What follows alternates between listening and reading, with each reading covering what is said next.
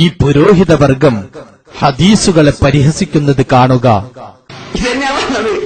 ഞാൻ 60 ഹദീസ് ലൈഫാക്കിയിട്ട് മുജാഹിദ് എന്തെങ്കിലും നഷ്ടപ്പെട്ടുള്ള സുന്നത്ത് നിങ്ങൾ 60 ഹദീസ് ലൈഫാക്കിന് പറയലാ കൂട്ടം. ഞാൻ ലൈഫാക്കിയോണ്ട് മുജാഹിദ് പ്രസ്ഥാനം വിശ്വസിച്ചു പോകുന്ന ഏത് വിശ്വാസത്തിനെ നഷ്ടം സംഭവിച്ചത്? ഏത് സുന്നത്തെ അവർക്ക് നഷ്ടപ്പെട്ടത്?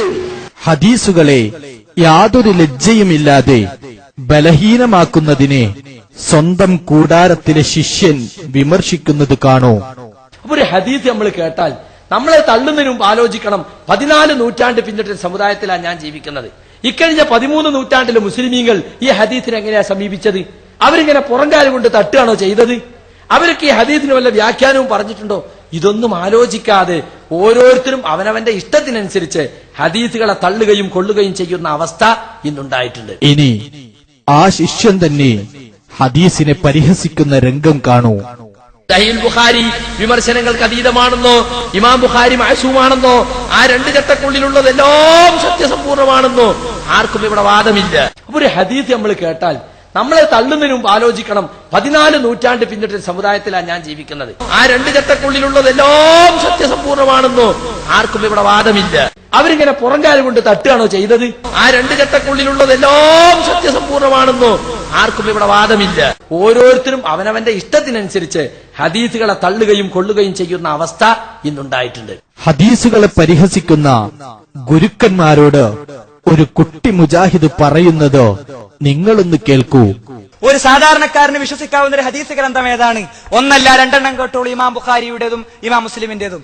ഇമാം ബുഖാരിയുടെയും ഇമാം മുസ്ലിമിന്റെയും സ്വഹീഹുകളിൽ ഒന്നുപോലും ലഈഫില്ല. ആരൊക്കെ എന്തൊക്കെ പറഞ്ഞാലും ഒരു ഹദീസ് പോലും ലഈഫുള്ളതായിട്ട് ആർക്കും കാണിക്കാൻ സാധ്യമല്ല. ആ 2 ചട്ടക്കുള്ളിലുള്ളതെല്ലാം സത്യസമ്പൂർണ്ണമാണെന്നോ ആർക്കും ഇവിടെ വാദമില്ല. ഇമാം ബുഖാരിയുടെയും ഇമാം മുസ്ലിമിന്റെയും സ്വഹീഹുകളിൽ ഒന്നുപോലും ലഈഫില്ല. ആ 2 ചട്ടക്കുള്ളിലുള്ളതെല്ലാം സത്യസമ്പൂർണ്ണമാണെന്നോ ആർക്കും ഇവിടെ വാദമില്ല. ആരൊക്കെ എന്തൊക്കെ പറഞ്ഞാലും ഒരു ഹദീസ് പോലും ലഈഫുള്ളതായിട്ട് ആർക്കും കാണിക്കാൻ സാധ്യമല്ല. ഇനി വിശുദ്ധ ഖുർആനെ വഹാബി പാതിരി വർഗം പരിഹസിക്കുന്നത് കേൾക്കൂ. ആദ്യമായി ഖുർആനിന്റെ ആയത്തിനെ തിരുത്തുന്നതിന്റെ ഗൗരവം പറയുന്ന മുജാഹിദ് പുരോഹിതനെ നിങ്ങളൊന്ന് കാണുക. ആയത്ത് തിരുത്തിയിട്ട് കമാന്നൊരു അക്ഷരം പറഞ്ഞില്ല ഈ ഉമ്മത്ത്. ഒറ്റ പ്രസ്ഥാനമൊഴികെ ഇസ്ലാമുള്ള ഒരു പ്രസ്ഥാനം സലഫി പ്രസ്ഥാനം. അവർ നിഷേധിച്ചു. വിശുദ്ധ ഖുർആനിൽ ഒരു ആയത്ത് ഒഴിവാക്കിയിട്ട് വേറൊരു ആയത്ത് കൊണ്ടുവന്നു. ഖുർആനിൽ കേരളത്തിൽ ഇറന്നതാ, ഇസ്രയേലിൽ ഇറന്നല്ല, ബ്രിട്ടനിൽ ഇറന്നല്ല. ഇനി കാണൂ, കേരളത്തിലെ അതേ വഹാബി പുരോഹിതൻ തന്നെ ഖുർആൻ തിരുത്തുന്നത്.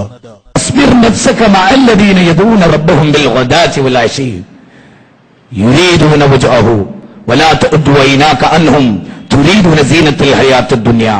നോക്കൂ, അല്ലാഹു فاصبر نفسك مع الذين يدعون ربهم بالغداة والعشي يريدون وجهه ولا تعد عيناك عنهم تريدون زينة الحياة الدنيا. നോക്കൂ ചങ്ങായിമാരെ, ഈ പറയുന്നതൊന്ന് ശ്രദ്ധിച്ചോ. يريدون وجهه ولا تعد عيناك عنهم تريدون زينة الحياة الدنيا. നോക്കൂ, അല്ലാഹു റസൂലിനെ വിളിച്ചു പറയാ, ഫസ്ബിർ റബ്ബഹും, റബ്ബിനോട് പ്രാർത്ഥിക്കുന്നു, ബിൽ ഓദാത്തി വൽ അശീ, പ്രഭാതത്തിലും പ്രദോഷത്തിലും.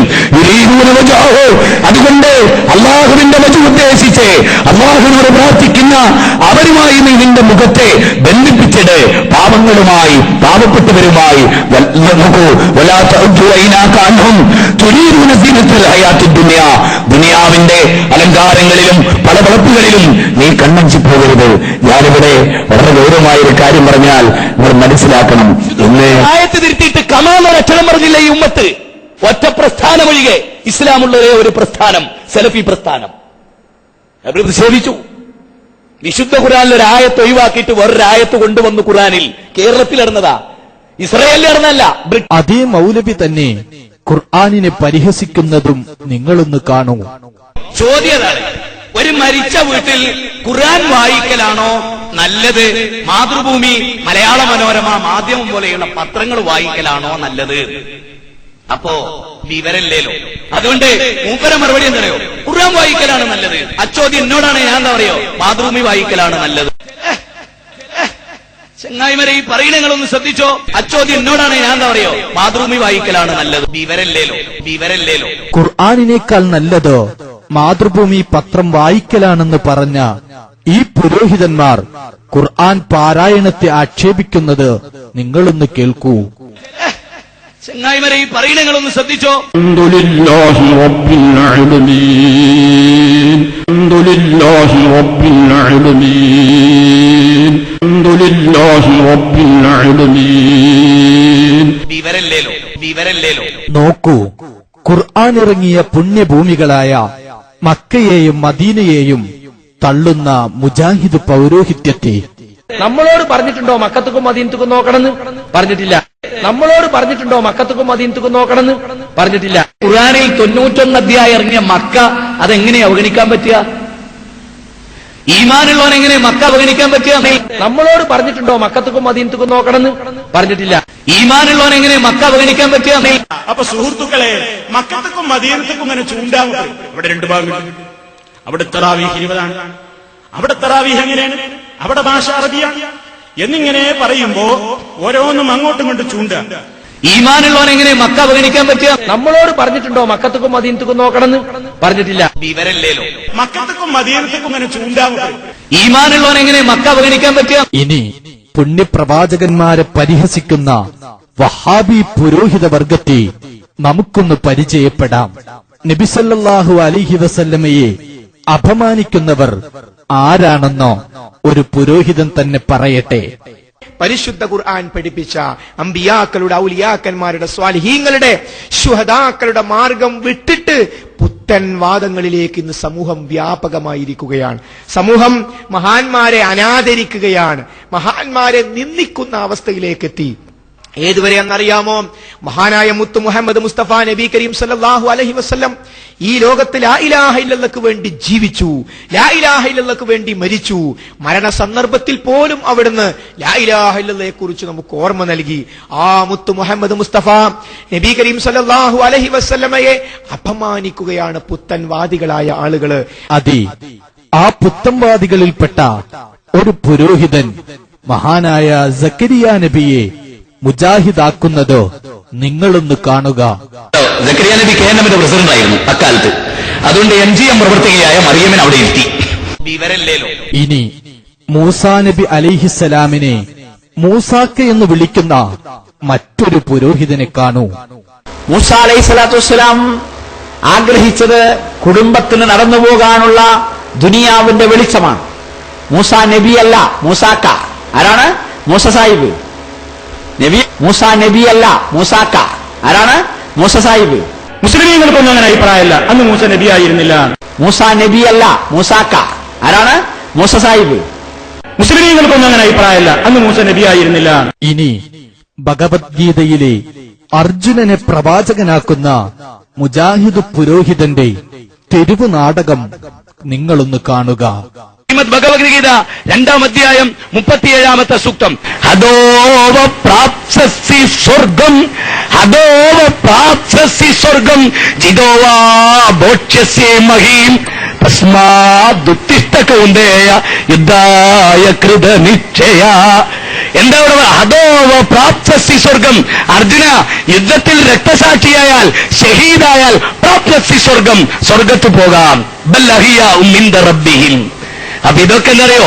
പ്രവാചകന്മാരായിരിക്കാനുള്ള സാധ്യത തള്ളിക്കളയാനാവില്ല. ലോകത്തിന്റെ എല്ലാ ഭാഗങ്ങളിലും പ്രവാചകന്മാർ വന്നിട്ടുണ്ട്. മുഹമ്മദ് നബി സല്ലല്ലാഹു അലൈഹി വസല്ലമ സാധാരണ മുഹമ്മദാണെന്നോ മുജാഹിദുകൾ പറയാറില്ല എന്നോ ഒരു പുരോഹിതൻ പറയുന്നത് കേൾക്കൂ. ഒരാൾ പറയാൻ മുഹമ്മദ് നബി ഒരു മുഹമ്മദാണ്, വെറും മുഹമ്മദാണ്, യാതൊരു പ്രത്യേകതയില്ല എന്ന് പറഞ്ഞാൽ അത് നിങ്ങളൊന്ന് പറഞ്ഞു നോക്കി നാട്ടിലുള്ള ആരെങ്കിലും. അപ്പൊ കാണാം മുജാഹിദ് പ്രസ്ഥാനം ജനങ്ങളുടെ നേരെ എങ്ങനെ പ്രതികരിക്കുന്നു. മുഹമ്മദ് നബിനെ അതൊരു സാധാരണ മുഹമ്മദാണ് എന്ന് പറയാൻ നാളിതുവരെ ആരും തയ്യാറായിട്ടില്ല, ഞങ്ങളും തയ്യാറായിട്ടില്ല. മനുഷ്യനാകലാണ് നബിക്ക് ചെയ്യുന്ന ഏറ്റവും വലിയ യോഗ്യത. നബി മനുഷ്യനാണെന്ന് പറയൽ. കാരണം എന്താ വെച്ചാൽ നബി നമ്മളെ പോലെയുള്ള ഒരു മനുഷ്യനായിരുന്നു. മുഹമ്മദ് നബിനെ അതൊരു സാധാരണ മുഹമ്മദാണ് എന്ന് പറയാൻ നാളിതുവരെ ആരും തയ്യാറായിട്ടില്ല, ഞങ്ങളും തയ്യാറായിട്ടില്ല. നബി നമ്മളെ പോലെയുള്ള ഒരു മനുഷ്യനായിരുന്നു. എന്താ വെച്ചാൽ നബി നമ്മളെ പോലെയുള്ള ഒരു മനുഷ്യനായിരുന്നു. നബി കരീം സല്ലല്ലാഹു അലൈഹി വസല്ലമയെ അപമാനിക്കുകയാണ് പുത്തൻവാദികളായ ആളുകള്. നബി സല്ലല്ലാഹു അലൈഹി വസല്ലമയെ അറബിപ്പയ്യനെന്ന് പറഞ്ഞ് പരിഹസിക്കുന്ന മറ്റൊരു പുരോഹിതനെ കാണൂ. മുഹമ്മദ് നബി സല്ലല്ലാഹു അലൈഹി വസല്ലമയെ കുറിച്ച് എം അക്ബർ എന്ന് പറയുന്ന നേതാവ്, മുജാഹിദ് നേതാവ് പറഞ്ഞു, അറബി പയ്യനാണ്. മുഹമ്മദ് നബി സല്ലല്ലാഹു അലൈഹി വസല്ലം ഒരു മനുഷ്യനായിരുന്നു.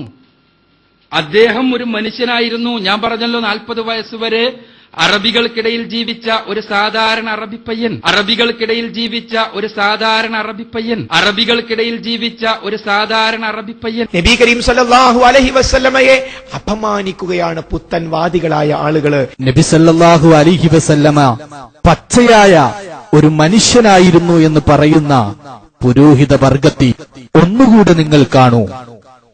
സാധാരണക്കാരനായ ഒരു പച്ചയായ മനുഷ്യനാണ്, പച്ചയായ ഒരു മനുഷ്യൻ. ആമിനയുടെയും അബ്ദുള്ളയുടെയും മകനായി ജനിച്ച മുഹമ്മദ് നബി സല്ലല്ലാഹു അലൈഹി വസല്ലം പച്ചയായ മനുഷ്യനായി ജനിച്ച്, മനുഷ്യനായി വളർന്ന്, മനുഷ്യനായി പ്രവർത്തിച്ച്, മനുഷ്യനായി ചിന്തിച്ച്, മനുഷ്യനായി മരിച്ച മുഹമ്മദ് നബി കരീം സല്ലല്ലാഹു അലൈഹി വസല്ലം. മുഹമ്മദ് നബിനെ അതൊരു സാധാരണ മുഹമ്മദാണ് എന്ന് പറയാൻ നാളിതുവരെ ആരും തയ്യാറായിട്ടില്ല. സാധാരണക്കാരനായ ഒരു പച്ചയായ മനുഷ്യനാണ്. നബി കരീം സല്ലല്ലാഹു അലൈഹി വസല്ലമയെ അപമാനിക്കുകയാണ് പുത്തൻവാദികളായ ആളുകള്. തിരുനബി സല്ലല്ലാഹു അലൈഹി വസല്ലമയുടെ ജന്മദിനത്തെ ആക്ഷേപിക്കുന്നത് കാണൂ. ഞാൻ വളരെ ലളിതമായി, ഒരു കല്ല് നിങ്ങൾ റോട്ടിൽ നിന്ന് നീക്കുന്നു, അതിന്റെ പുണ്യം പോലും ഇല്ല നബിദിനത്തിന്. ഒന്നുകൂടെ പറയാ, ഒരു ചെറിയ കല്ല് റോട്ടിൽ നിന്ന് അങ്ങോട്ട് നീക്കുന്നതിന്റെ പുണ്യം പോലും ഇല്ല ജന്മദിനത്തിന്, റസൂലിന്റെ ജന്മദിനത്തിന്. വിവരല്ലേലോ. ഇനി ഒന്നുകൂടെ ക്ലിയറായി പറയാം, ഒരു നഖം വെട്ടിക്കളയുന്നതിന്റെ പുണ്യം പോലുമില്ല. വിവരല്ലേലോ. മനസ്സിലായോ? ഒരാളെ നോക്കി അസ്സലാമു അലൈക്കും എന്ന് പറയുന്നതിന്റെ പുണ്യം പോലുമില്ല. ചങ്ങായിമാരെ, ഈ പറയണങ്ങളൊന്ന് ശ്രദ്ധിച്ചോ. ഒരാളെ നോക്കി ഒന്ന് ചിരിക്കുന്ന പുണ്യം പോലുമില്ല. ഇനി അതിൽ ചെറുതായിട്ട് എന്തേ അതും ഒരു കടുകുമണിയോളം നിങ്ങൾ ചെയ്യുന്ന നന്മയുണ്ടല്ലോ, അത്ര പോലും പുണ്യമില്ല നബിയുടെ ജന്മദിനം. നബി കരീം സല്ലല്ലാഹു അലൈഹി വസല്ലമയെ അപമാനിക്കുകയാണ് പുത്തൻവാദികളായ ആളുകള്. നബി സല്ലല്ലാഹു അലൈഹി വസല്ലമ തങ്ങളുടെ ജന്മദിനത്തിന്റെ പേരിൽ പരസ്പരം തർക്കിക്കുന്ന മുജാഹിദ് പുരോഹിതന്മാരെ നമുക്കൊന്ന് കാണാം. മുഹമ്മദ് നബി സല്ലല്ലാഹു അലൈഹി വസല്ലം റബീഉൽ അവ്വൽ 12-നാണ് ജനിച്ചത് എന്ന് എഴുന്നേറ്റ് നിന്ന് പറയാൻ ധൈര്യമുള്ള ആരുണ്ട്? നബി സല്ലല്ലാഹു അലൈഹി വസല്ലം ജനിച്ചത് റബീഉൽ അവ്വലിലാണ്. റബീഉൽ അവ്വൽ 12 തിങ്കളാഴ്ച. മുഹമ്മദ് നബി സല്ലല്ലാഹു അലൈഹി വസല്ലം റബീഉൽ അവ്വൽ 12-നാണ് ജനിച്ചത് എന്ന് എഴുന്നേറ്റ് നിന്ന് പറയാൻ ധൈര്യമുള്ള ആരുണ്ട്? നബി സല്ലല്ലാഹു അലൈഹി വസല്ലം ജനിച്ചത് റബീഉൽ അവ്വലിലാണ്. റബീഉൽ അവ്വൽ 12 തിങ്കളാഴ്ച. റബീഉൽ അവ്വൽ 12-നാണ് ജനിച്ചത് എന്നതിന് യാതൊരു തെളിവുമില്ല. നബി സല്ലല്ലാഹു അലൈഹി വസല്ലം ജനിച്ചത് റബീഉൽ അവ്വലിലാണ്. റബീഉൽ അവ്വൽ 12 തിങ്കളാഴ്ച. റബീഉൽ അവ്വൽ 12-നാണ് ജനിച്ചത് എന്നതിന് യാതൊരു തെളിവുമില്ല. പക്ഷെ മരിച്ചതെന്നാണെന്നതിന് എല്ലാ തെളിവും. പക്ഷെ നമ്മൾ ഒന്നുകൂടെ മനസ്സിലാക്കണം, നബി മരിച്ചത് ഒരു തിങ്കളാഴ്ചയാണ്, ജനിച്ചത് ഒരു തിങ്കളാഴ്ചയാണ്. വിവരല്ലേലോ. ജനിച്ച ഏതൊരു ദിവസമാണോ ആ ദിവസം തന്നെ നബി മരിച്ചത്. റബീഉൽ അവ്വൽ 12-നാണ് ജനിച്ചത് എന്നതിന് യാതൊരു തെളിവുമില്ല. പക്ഷെ മരിച്ചതെന്നാണെന്നതിന് എല്ലാ തെളിവും.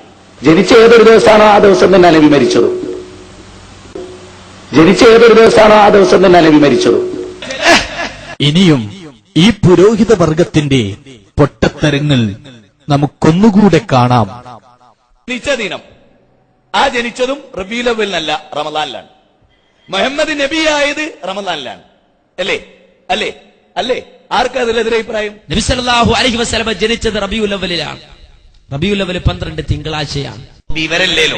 ഇനി മുഹമ്മദ് നബി സല്ലല്ലാഹു അലൈഹി വസല്ലമയെ മൈമാക്ക എന്ന് വിളിച്ച് പരിഹസിക്കുന്ന മുജാഹിദ് പുരോഹിതനെ നിങ്ങളൊന്ന് കാണുക.